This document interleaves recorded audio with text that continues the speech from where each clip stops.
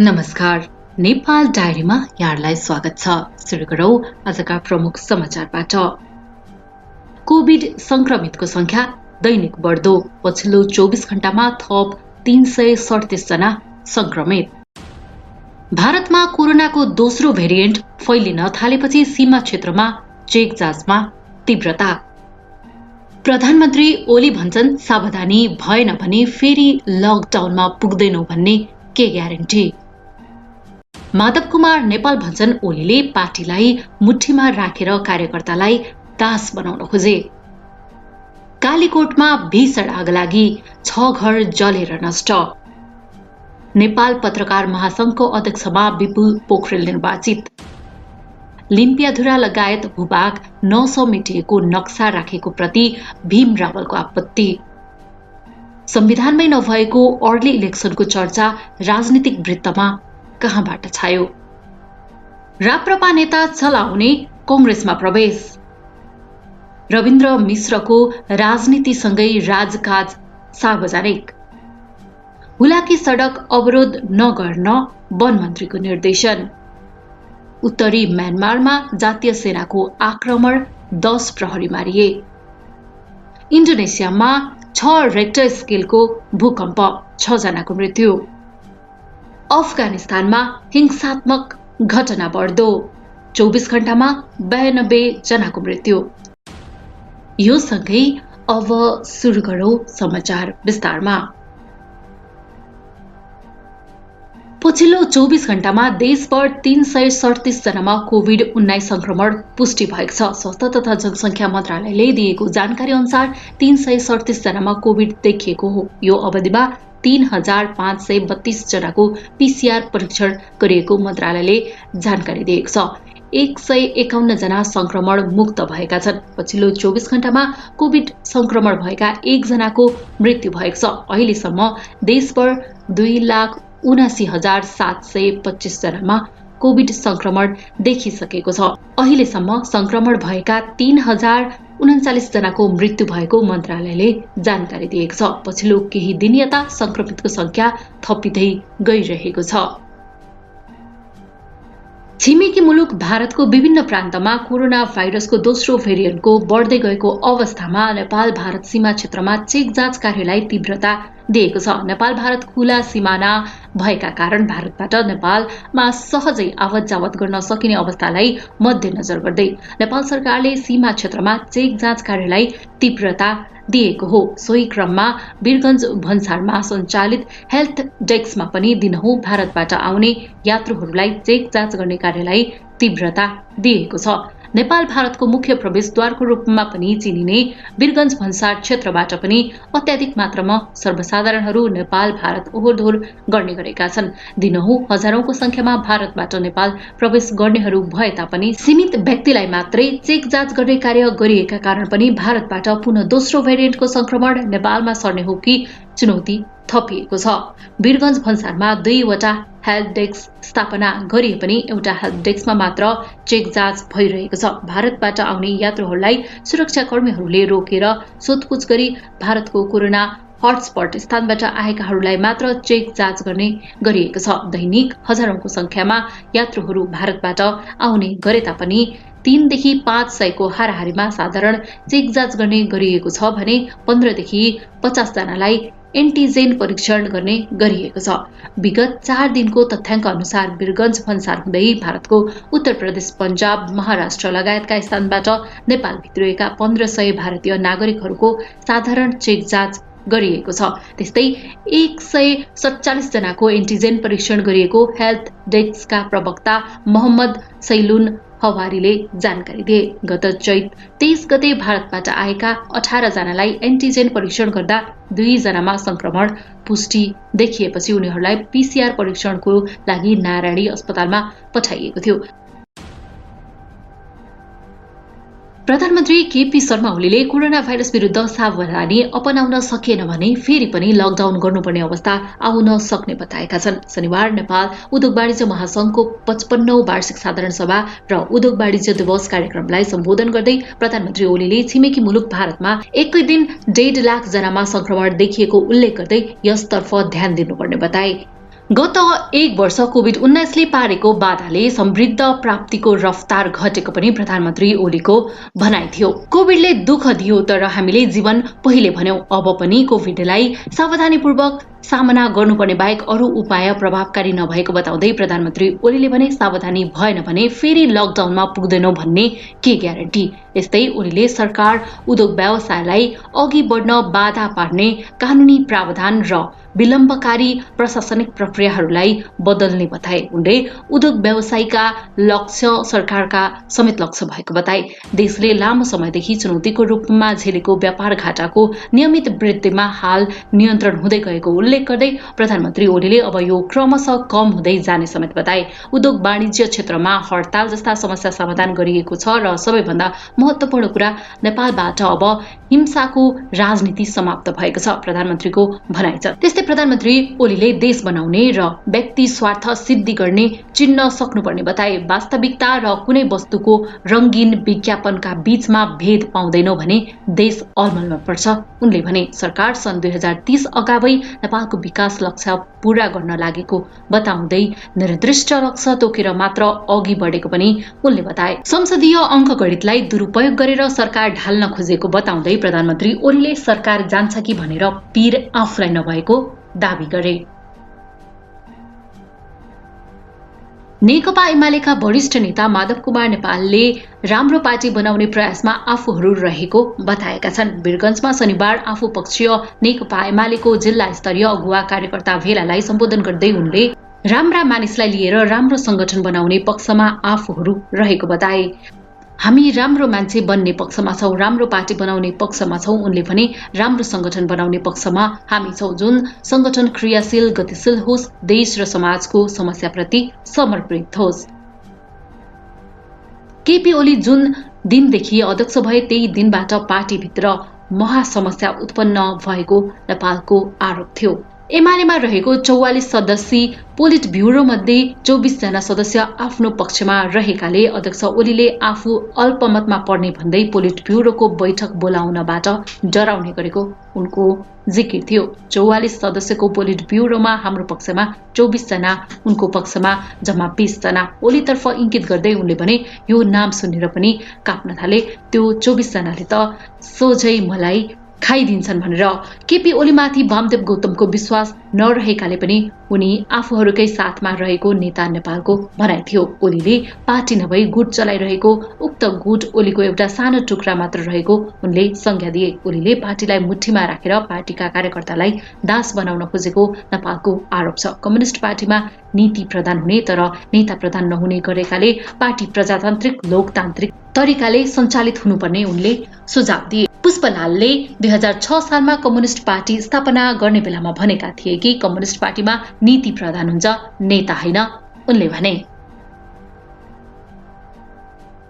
कालीकोटमा आगलागी हुँदा 6 घर जलेर नष्ट भएका छन्। जिल्लाको पाचाल झरना गाउँपालिका 8 खोली बजार भुरा बगरमा आगलागी भएको हो। शनिबार दिउँसो करिब 2:30 बजे लागेको आगो नियन्त्रणमा आइसकेको छ। प्रहरी र स्थानीय मिलेर आगो नियन्त्रणमा लिएको प्रहरी कार्यालय कालीकोटले जनाएको छ। आगलागीबाट दुर्गा सार्की, वीरमान सार्की, भैरे सार्की, अर्ती सार्की, धनराज सार्की र अमृते सार्कीको घर पूर्ण रूपमा जलेर नष्ट भएको पचाल झरना गाउँपालिका अध्यक्ष खड्गराज सेजुवालले जानकारी दिए। आगलागीबाट मानवीय क्षति भएको भने छैन, तर लाखौंको धलमान नष्ट भएको छ। जोडिएर रहेको घरमा कोही नभएको समयमा केटाकेटीले गहुँ पोलेर खाने क्रममा छानामा सल्केर आगलागी भएको प्रहरीको भनाइ छ। घटनाबारे थप विवरण आउन बाँकी रहेको बताइएको छ।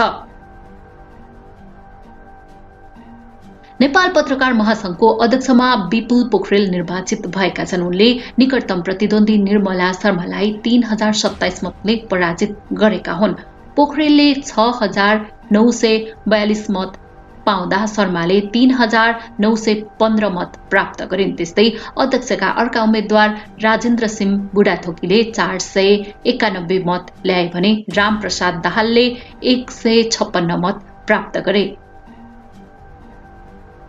महासंघको चुनावमा पोखरेलको उम्मेदवारी नेपाली कांग्रेस निकट प्रेस युनियन नेपाल, नेकपा माओवादी केन्द्र निकट प्रेस संगठन नेपाल र नेकपा एमाले माधव नेपाल समूह निकट प्रेस चौतारी सहित 11 संगठनको तर्फबाट रहेको थियो। अध्यक्षमा नेकपा एमालेको ओली समूह निकट प्रेस चौतारी, जनता समाजवादी निकट प्रेस मञ्च, विप्लव निकट जनपत्रकार संघ लगायतको प्यानलबाट निर्मला शर्माको उम्मेदवारी थियो।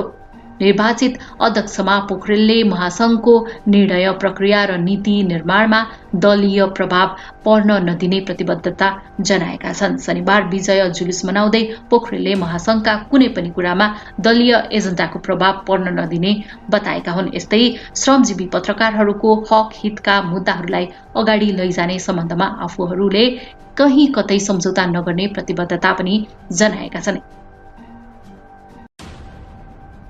नेकपा एमालेबाट निलम्बनमा परेका नेता भीम रावलले राष्ट्रपतिबाट प्रदान गरिएको तकमामा अंकित नक्सामा लिम्पियाधुरा लगायत भूभाग नसमेटिएको भन्दै आपत्ति जनाएका छन्। शनिबार सामाजिक सञ्जाल ट्विटर मार्फत नेता रावलले दार्चुला जिल्लाको लिम्पियाधुरा, लिपुलेख र कालापानी क्षेत्र नक्सामा नराखिनुको आशयबारे प्रधानमन्त्रीले तुरन्त जवाफ दिनुपर्ने बताए। राष्ट्रपतिको भावनाका साथ प्रदान गरिने तकमामा अंकित नेपालको नक्सामा दार्चुला जिल्लाको लिम्पियाधुरा, लिपुलेख र कालापानी क्षेत्र नराखिनुको आशय के हो? प्रधानमन्त्रीले तुरन्त जवाफ दिनुपर्छ।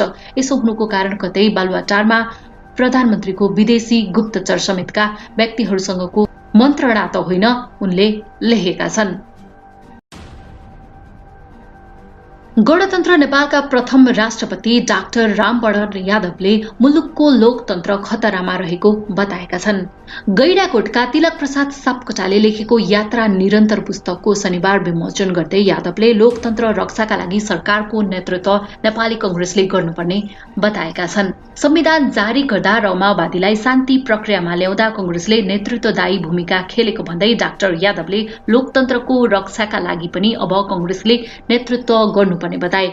नेपालमा लोकतन्त्रको नागरिक जग बलियो छ। यादवले भने नेपालमा नागरिक सचेत रहेका छन्। हरेक राजनीतिक परिवर्तनमा जनताले साथ दिएका छन्। राजनीतिक परिवर्तनका क्रममा विश्वभर छरिएर रहेका नेपालीहरूले साथ दिएको भन्दै यादवले अबको पद्धति कसरी बलियो बनाउने भन्नेमा लाग्नुपर्ने बताए। संविधान जारी गर्ने क्रममा आफूले देशभित्रको समस्या समाधान गरेर जाउँ भन्दा कांग्रेसले नै आफूलाई छाडेको डाक्टर यादवको भनाइ छ। संविधान जारी गर्दा तराई मधेसको समस्या समाधान गरौँ, देशमा शान्ति आउँछ भनेको थिए। यादवले भने तर त्यो बेलामा कांग्रेसले नै मलाई एक्लै बनायो। संविधान र देशलाई केन्द्रबिन्दुमा राखेर शान्ति स्थापना गर्न सक्ने उनको भनाइ थियो। सामाजिक व्यक्तित्व तिलक प्रसाद सापकोटाले यात्रा निरन्तर मार्फत विगतमा भएका राजनैतिक घटनाक्रमका बारेमा यथार्थ चित्रण गरेको भन्दै डाक्टर यादवले यसबाट वर्तमान युवा पुस्ताले पाठ सिक्न सक्ने बताए।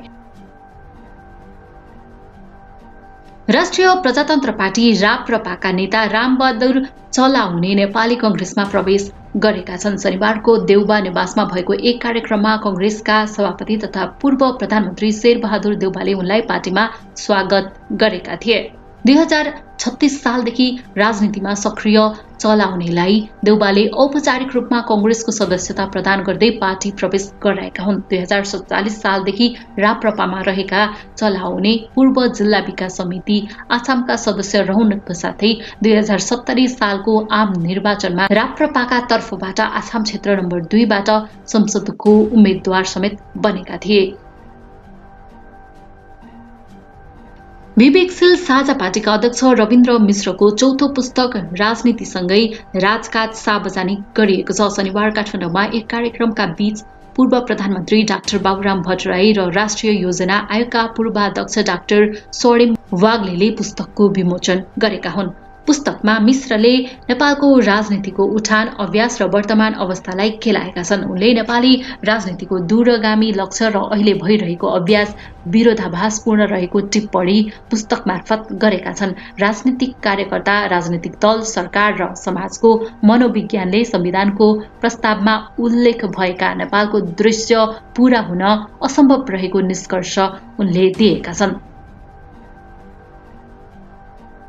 वन मन्त्री प्रेम आलेले राष्ट्रिय गौरव आयोजनाको रूपमा रहेको वीरगञ्ज ठोरी हुलाकी सडक निर्माणमा अवरोध नगर्न चितवन राष्ट्रिय निकुञ्जका प्रमुख संरक्षक अधिकृत अडनाथ बराललाई निर्देशन दिएका छन्। वातावरणीय प्रभाव मूल्याङ्कन नगरी काम अगाडि बढाएको भन्दै निकुञ्जले बेरगञ्ज ठोरी हुलाकी सडक खण्ड अन्तर्गत ठोरीको वडा नम्बर 1 र 2 मा करिब 5 किलोमिटर सडक निर्माणमा रोक लगाएको छ। बिहीबार ठोरी क्षेत्रको प्रतिनिधि मण्डलले वनमन्त्री आलेसँग भेट गरी तत्काल सडक निर्माण अघि बढाउने वातावरण बनाइदिन आग्रह गरेको थियो।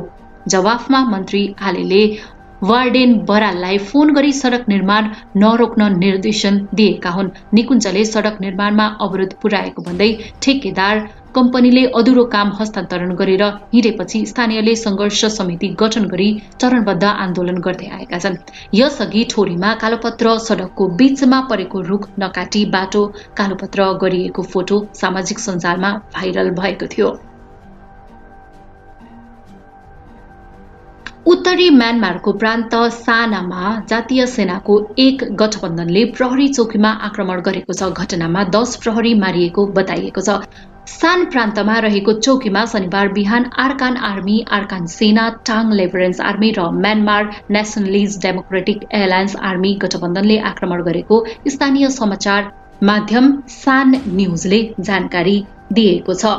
यता सेनाले भने घटनाको पुष्टि गरेको छैन। केही दिन पहिले मात्र Ta'ang liberation army, Myanmar nationalities democratic alliance army र आर्कान आर्मीले सेनाले जनतालाई मार्ने क्रम जारी राखे प्रदर्शनकारीहरूसँग सहकार्य गर्दै सेना विरुद्ध लड्ने चेतावनी दिएका थिए। जनतामाथि दमन सुरु भएदेखि नै सशस्त्र समूहबीच सँगै काम गर्ने बारे सधैँ कुरा भइरहेको छ, तर हामीले वास्तवमै यो घटना पहिलो पटक देखेका हौं, अल जजिराका रिपोर्टर्स टेनी चेङले भने। उनका अनुसार लडाकु समूह र प्रहरी बीच 2 घण्टा बढी मुठभेड चलेको थियो।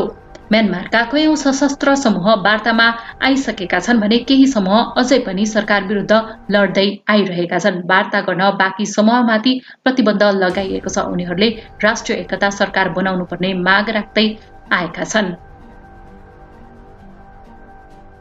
इन्डोनेसियाको जावा टापुको तटीय क्षेत्रमा शनिबार 6 म्याग्निच्युडको भूकम्प गएको अमेरिकी भौगोलिक विभागले जनाएको छ। भूकम्पमा परि कम्तीमा 6 व्यक्तिको मृत्यु भएको र अन्य कयौं घाइते भएको त्यहाँका विपद व्यवस्थापन निकायले तत्काल जानकारी गराएको छ भने भूकम्पको क्षतिबारे थप विवरण संकलन भइरहेको सरकारी अधिकारीहरूले बताएका छन्। उक्त विपद व्यवस्थापन निकायका अनुसार भूकम्पमा परि मृत्यु हुनेको संख्या अहिलेसम्म 6 पुगेको छ। भूकम्पका कारण विभिन्न भौतिक संरचनामा क्षति पुगेको छ भने केही व्यक्ति गम्भीर घाइते भएको विवरण प्राप्त भएका छन्। राष्ट्रिय विपद नियन्त्रण गर्ने सरकारी संस्थानका प्रवक्ता रदित्य जातिले भने भूकम्पमा अहिलेसम्म 6 को मृत्यु भएको र 1 जना गम्भीर घाइते भएको खबर आएको छ। भूकम्पपछि आउन सक्ने पराकम्पबाट थप क्षति हुन नदिन पूर्वी जाभाका धेरै गाउँहरूलाई खाली गरी सुरक्षित स्थानमा राखिएको छ। अफगानिस्तानमा भएको हिंसात्मक घटनामा कम्तीमा 92 जनाको मृत्यु भएको छ। स्थानीय स्वतन्त्र अनुगमनकर्ताहरूले शनिबार दिएको जानकारी अनुसार शुक्रबार बिहान भएका घटनामा परि उनीहरूको मृत्यु भएको हो। पछिल्लो 24 घण्टामा भएका घटनाहरूमा परि कम्तीमा 92 जनाको मृत्यु भएको छ। एक सुरक्षा अधिकारीले बताए घटनामा परि मृत्यु भएका मध्ये 2 जना आम नागरिक, 27 जना अफगानिस्तानी राष्ट्रिय सुरक्षा दलका सुरक्षाकर्मी र 63 जना तालिबान लडाकुहरू रहेको पनि सुरक्षा अधिकारीले पुष्टि गरेका छन्। घटनामा परेका मध्ये 51 जना तालिबानी लडाकु र 7 जना सुरक्षाकर्मीहरू घाइते पनि भएको जनाइएको छ। अफगानिस्तानमा गत 4 दशकदेखि द्वन्द्व जारी रहेको छ। अमेरिकाले यहाँको सुरक्षा व्यवस्थाको अगुवाई गरिरहेको छ। अफगान सरकारले पनि अमेरिकी नेतृत्वको सुरक्षा व्यवस्थापनमा तालिबानसँगको तनाव कम गर्ने प्रयास गरिरहेको छ। यो सँगै आजका लागि यति नै। भोलि पुनः समाचारका साथ उपस्थित हुनेछु भन्दै अहिलेको लागि यहाँहरू माझबाट छुटिन चाहन्छु। हेर्दै गर्नुहोला नेपाल डायरी। हस्त, नमस्ते, जय नेपाल।